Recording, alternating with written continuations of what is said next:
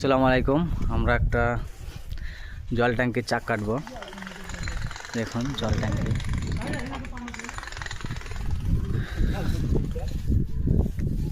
দেখুন প্রত্যেক টাকা কিছু বলো।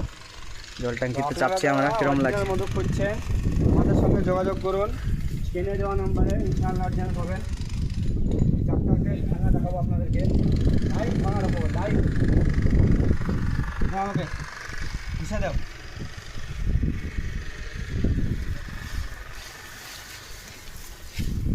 বসা কই তোমার মোবাইলটা বার করলে